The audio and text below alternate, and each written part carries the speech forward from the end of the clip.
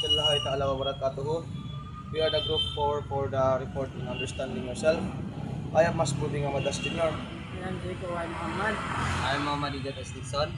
I am Muhammad Yusuf S. Abu Bakar. And our topic is the physical self. Number one first. Why do I look like myself?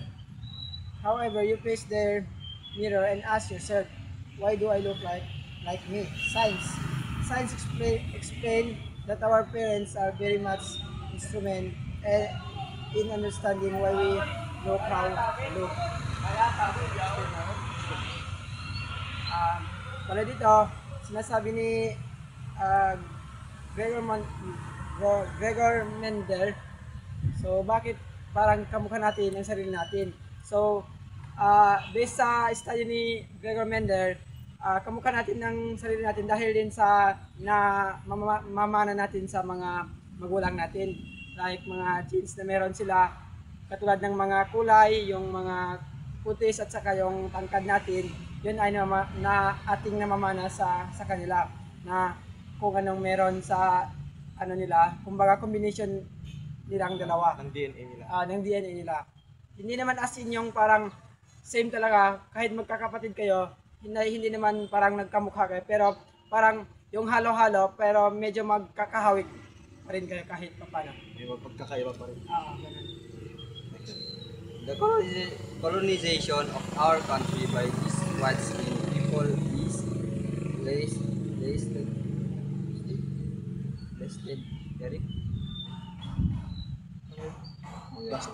lasted for more than three countries, 3 centuries.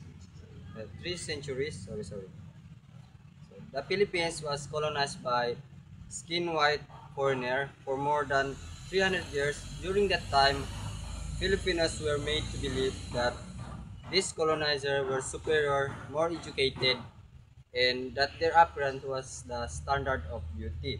This way of thinking, which is very Eurocentric, still affect how many Filipinos see beauty today. Even though we are now free, many Filipinos still follow white or Western beauty standard. Having lighter skin has become a goal for many, and even our celebrities often have features that look more Western. Filipinos' concern with beauty doesn't just affect women, it also affects men. A good example is Sander Ford, who was originally known as Marlo Arizala. He used to be part of Has5, a teen boy group that became famous not because many people made fun of their face and called them ugly.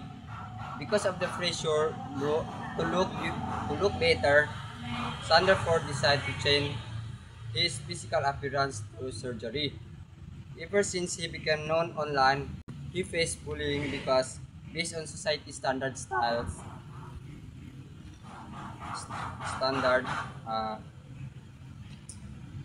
people thought he was unattractive. His stories shown strong beauty judgment standard and judgment can be in the Philippines. Wait. In short, dito kay Sanderford or well known as Marlo Arizala, naging sikat siya hindi sa pagiging gwapo niya. Una, pangit siya. Pero because of the pressure sa pagiging pangit at saka pagbubuli sa kanya ng ibang tao, nakapagdesisyonan niya na magpa-surgery, magpa-opera ng mukha niya, ipa-change yung appearance niya para hindi na siya mabuli ng mga tao. Dito malalaman natin na dahil sa pagbubuli ng mga tao because of our physical appearance, naiiba yung perspective ng tao kaya naiisip nila na magpapalit ng mukha. Sanderford decided to undergo plastic surgery because we live in a Lucas society, one that believes only the attractive people can live happy, according to Estrada 2017. Since Filipino value Western or Eurocentric beauty standards, those people who don't look that way are often judged or bullied. Luckily for Zanderford, his surgery was sponsored by a cosmetic clinic, unlike those who spent thousands or millions just to change their appearance. Although surgery turned well, cosmetic procedures are not always safe. Dr. Samuel Eric Yapkiano, the surgeon who performed on Sanderford, also did 3 procedures on a businesswoman named Shirley Sortinino in, the, in March of the previous year. Unfortunately, she died.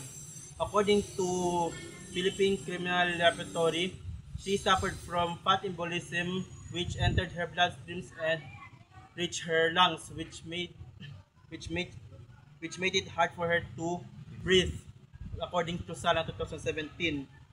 The reality is that women are judged more harshly based on their appearance compared to men, according to Wade 2017.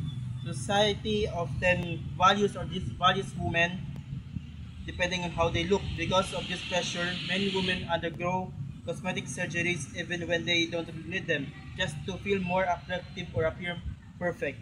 Before getting any surgery, health and health safety should be top priority. However, some people constantly feel the need to change parts of their body because they don't believe they are beautiful even when others tell them they are.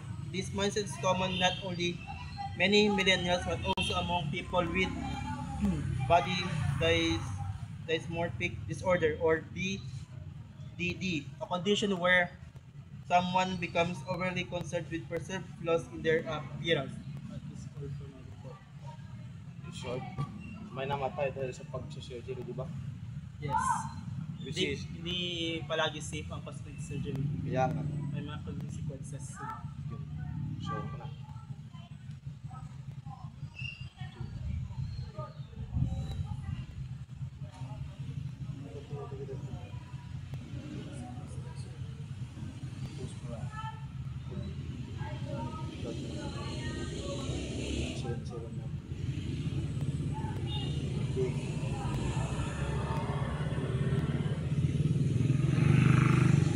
Those who are suffering from BDD are so obsessed about their appearance. Does think does think about their flaws, real or not.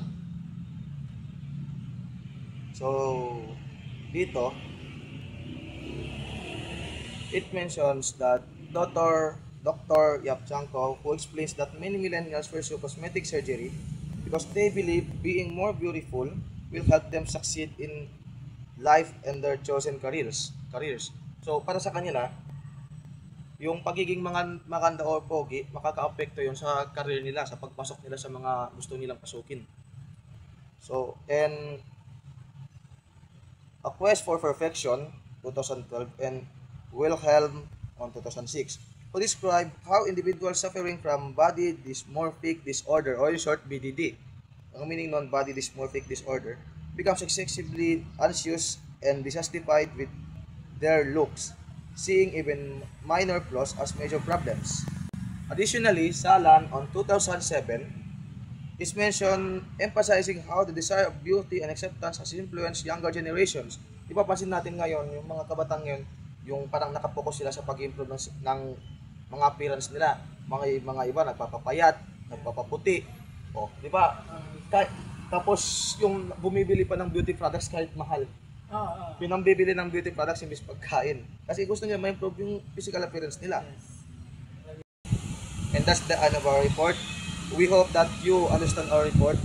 Sana kung may mali sa sinabi namin, pagpasensyahan nyo na kasi tao lang kami. Kasi binis lang namin yung report namin sa nakasulat dyan sa loob.